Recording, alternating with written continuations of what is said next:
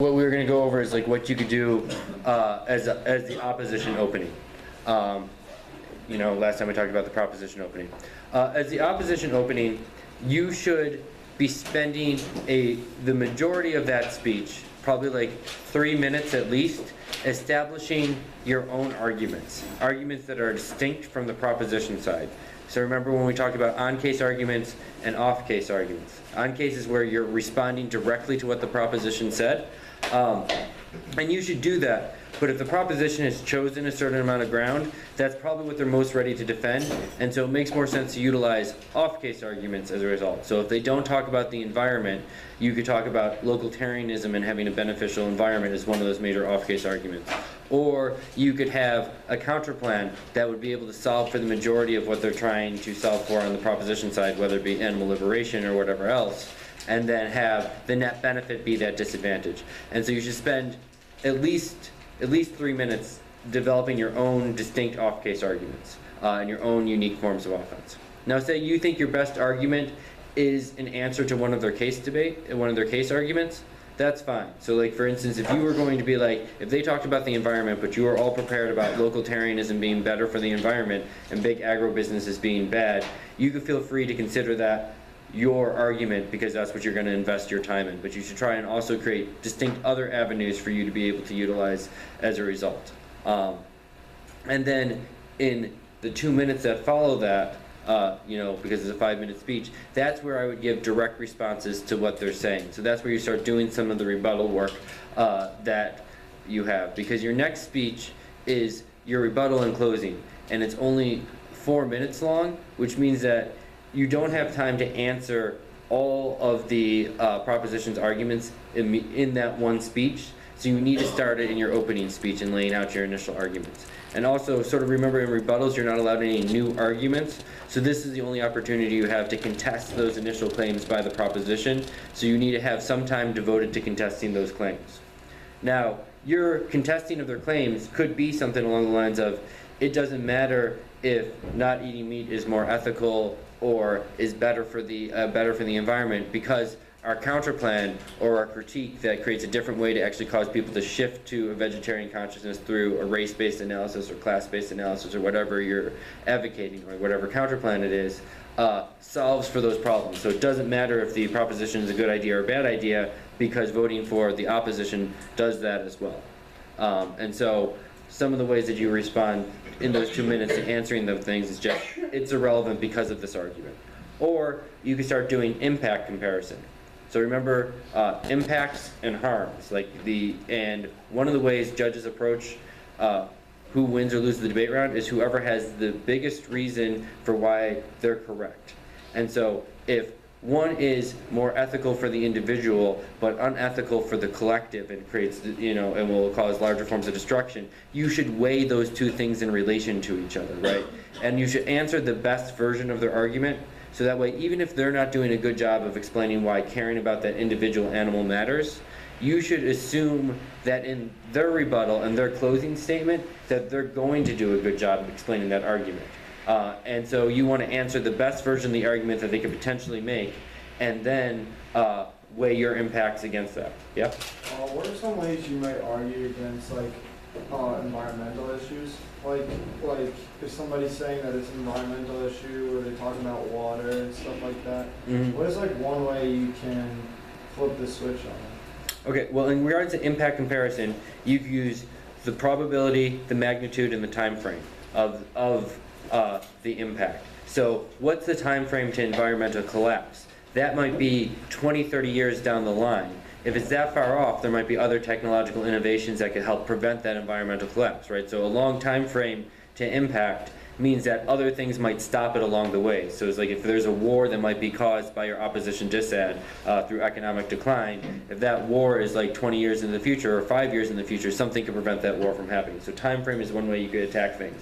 Also, you could attack the magnitude of something that's going to happen, right? Water scarcity might be an issue, but the magnitude of that issue might not be as large as sort of the racism and forcing people to all go vegetarian. And so you can weigh the magnitude of what racism causes versus water scarcity. And even if water is plentiful, racial distributions of water means that some people still aren't getting water. That's why like there's water scarcity in areas of the world, and we could like water our lawns consistently in America, and that's even changing in places of California. But in California, the people who are experiencing the impact of water scarcity is not the wealthy. Same deal in like Detroit and Chicago is like where water shutoffs are happening. There's a racial component to it, so you can weigh the magnitude of things, and racism can outweigh things like water scarcity because of the way things are distributed. And then probability is like, what's the probability of the impact taking place? People have predicted environmental collapse for decades, but it hasn't actually happened. And if you have evidence that counters their claim that says like factory farms aren't that bad for the environment or are more efficient than some other option, then you're also decreasing the probability of their impact. So when doing impact comparisons, you should take what you think you're solving for with your counter plan, or what you think is bad about their affirmative, and weigh it against what they think is good about their idea. And so if you start doing that work in this opening speech, it becomes easier in your rebuttal to win the round, because you can be like, they've conceded our analysis about how we have a larger magnitude, and we also have a better probability, which means that you should vote for our argument over their argument, because it's 100% certain that we know if everyone has to become vegetarian, there'll be populations who are excluded and left out, and then we know, and then the magnitude of that also creates all those same sort of impacts, right? And so you weigh probability, magnitude, and time frame, regardless of what the impacts happen to be. And something like ethics, like if you're doing like animal liberation or racism, like the magnitude also doesn't have to be body count, right? Just having a negative discriminatory mindset or ideology that hurts the individual creates a sacrificial logic that could result in, not caring when people or animals are killed. That allows, other forms of violence to take place. So it could also, so it doesn't always have to be like environmental collapse that you weigh against it, but then you get into that utilitarianism versus deontology debate. And if you go to Project Muse or JSTOR, you can find evidence of people who do ethical work and moral work and philosophy that will actually weigh those things out. And so you could quote, esteemed professor of philosophy at so-and-so indicates that utilitarian logic will ultimately lead to the collapse. We have to prefer the individual within that sort of analysis as well. Yeah?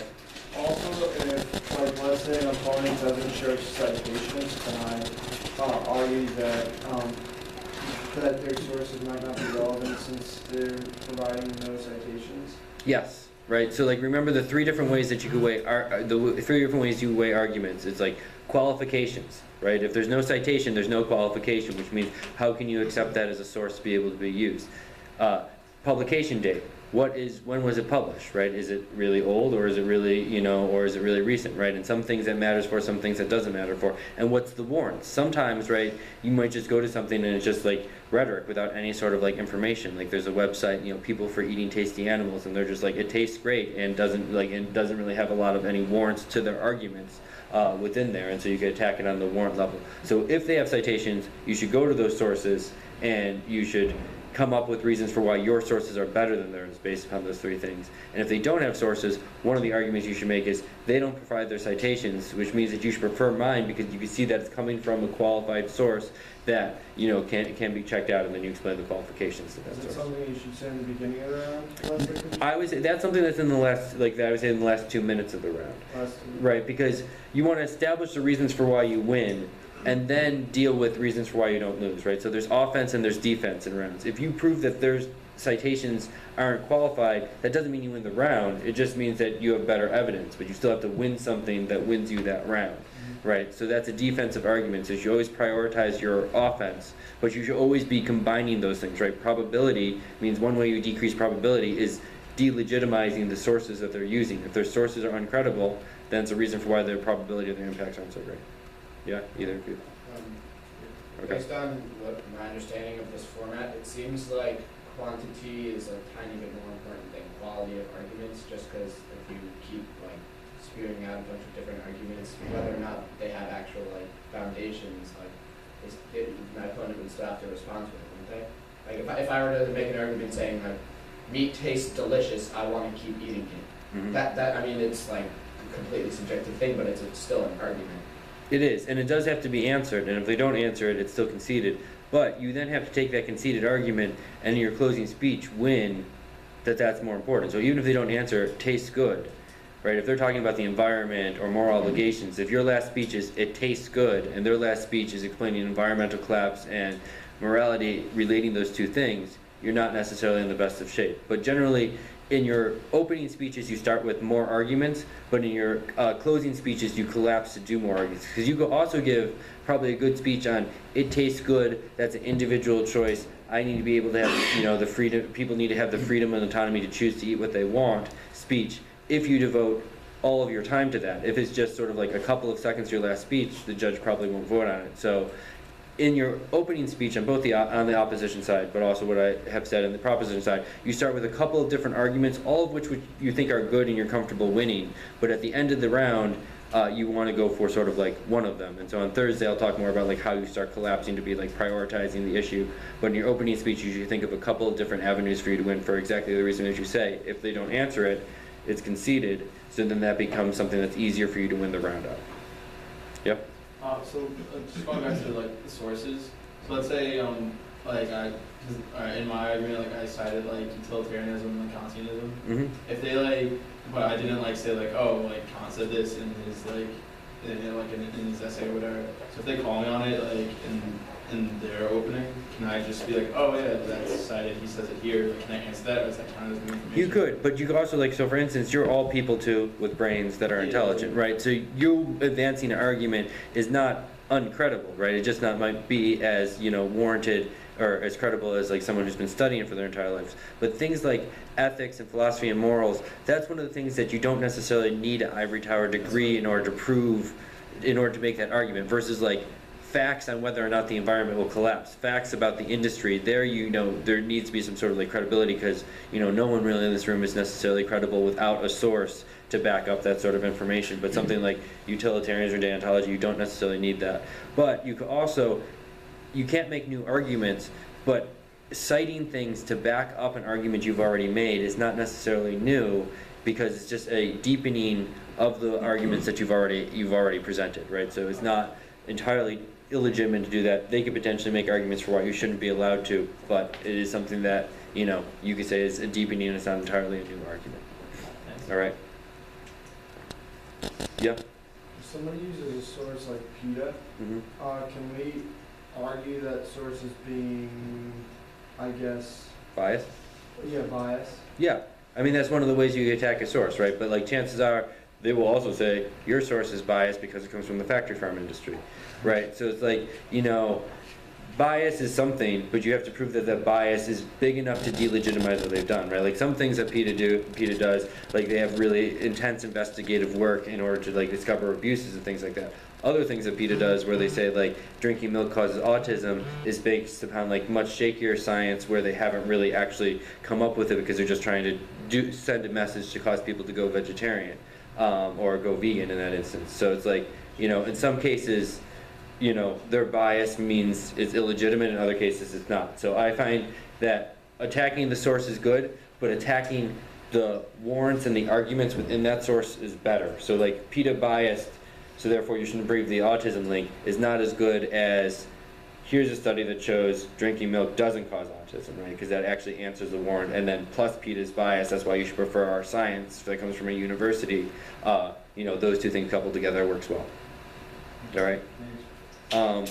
And so what's important, when I remember offense, defense, is that it's easy in rounds, especially as the opposition, to get caught up on just disagreeing and answering points of the proposition says. But even if it's maybe not the most ethical thing to go vegetarian, and even if the environment might not collapse tomorrow, and even if that, all the different things that they say why it's important to go vegetarian doesn't pan out, if at the end of the round the judge can't be like, it is not more ethical, right? You have to negate essentially the affirmative, not just sort of like decrease its likelihood. The judge will probably still end up voting for the proposition, because why not?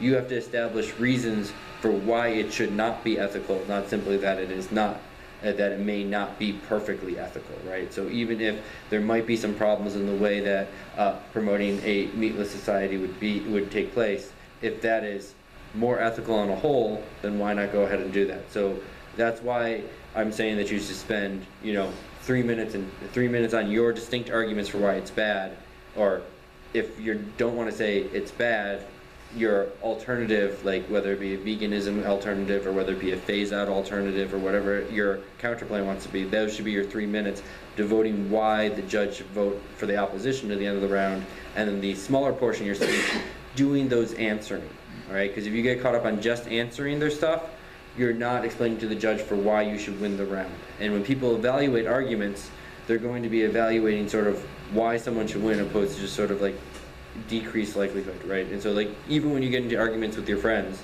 and parents, if all you do is respond to their claims for why they might not be right, it's never going to convince them that they're wrong because you haven't shown why they're wrong. You've just shown why they might not be right.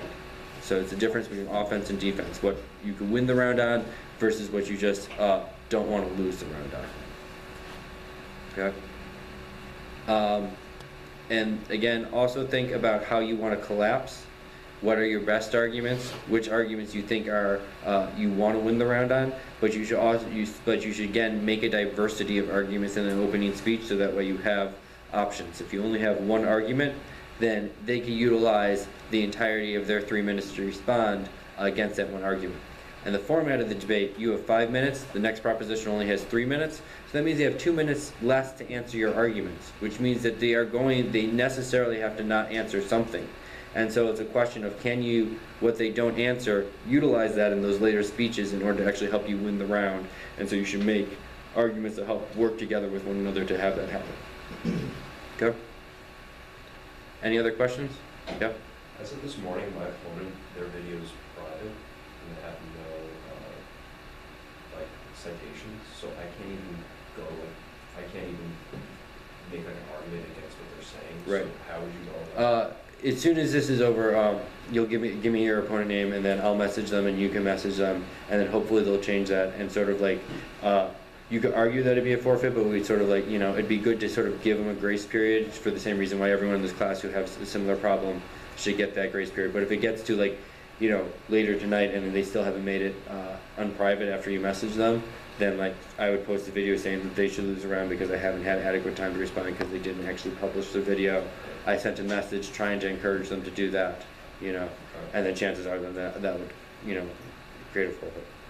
All right, but there's no obligation for you to have to do that because there is timelines and there are those rules. But sort of like there are people in the class in this class with similar problems. All right, any other questions? Okay, so you can use